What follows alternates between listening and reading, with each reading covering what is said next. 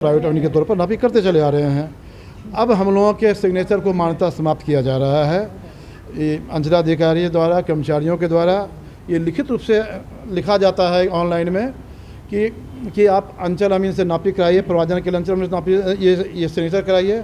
उसका मान्यता होगा, नक्शा में सरकारियों का मान्यता होगा, हम लोग की मान्यता नहीं दिया जा रहा है। आगे मांग आपका पूरा नहीं होगा तो आगे क्या कीजिए? आगे मांग पूरा नहीं होगा तो हम लोग किसी सरकारी अमीन के साथ जाने नहीं देंगे प्राइवेट वाले को।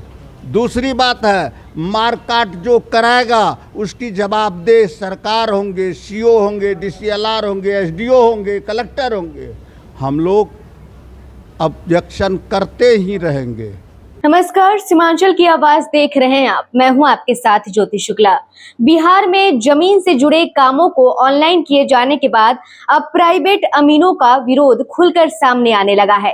पूर्णिया में प्राइवेट अमीनों ने एक बैठक कर सरकार की नई व्यवस्था को लेकर नाराजगी जताई और आंदोलन की चेतावनी दी। प्राइवेट अमीनों का कहना है कि ये पिछले 35 वर्षों से जमीन की मापी और अमानत से जुड़े काम करते आ रहे हैं। उनका दावा है कि सरकारी अमीनों को भी जमीन की मापी से लेकर नक्शा तैयार करने तक के काम में वे सहयोग देते रहे हैं।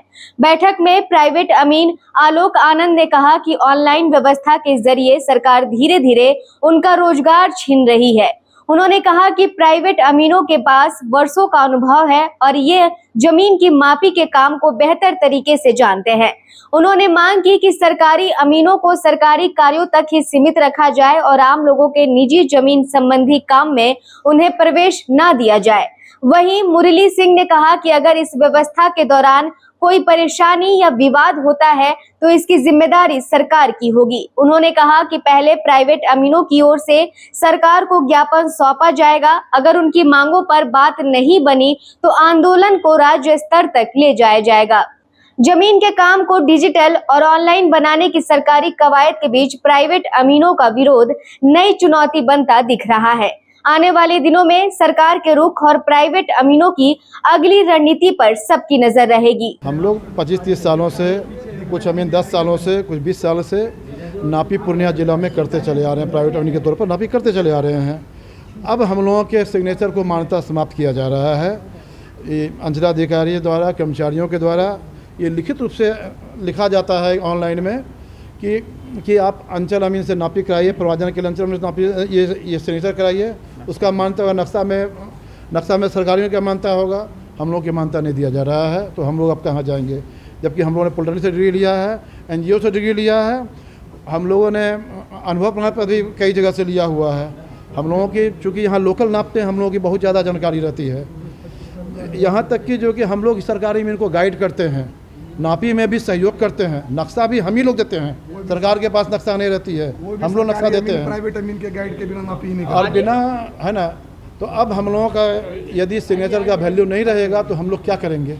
हम लोग कहाँ जाएंगे? हम लोग क्या मांग रहेगी आप लोग? आगे हमारी मांग रहे कि सर ये मुख्यमंत्री जी से, राष्ट्र मंत्री जी से और यहाँ के पदाधिकारियों से ये मांग रहेगी कि हम लोगों की समस्या को देखा जाए, हम लोगों के साइन को वैलिड किया जाए और जो ट्रेंड हैं उनकी बहाली किया जाए। अनट्रेंड के बहाली चलते आज तक सर्वे जो है 10 साल से बिल्कुल जीरो पर चल रहा है। अगर मांग पूरी नहीं होगी तो आगे क्या कीजिए? यदि मांग पूरी नहीं होगी तो आगे हम लोग पहले ज्ञापन देंगे। उसके बाद हम लोग जो कि बिहार लेवल पर संगठन, अमीन संगठनों से बातचीत चल रहा है, पर सी ऑफिस का घेराव होगा। उसके बाद जो कि है, उसके बाद पटना हम लोग कुछ देर बाद में निकलेंगे।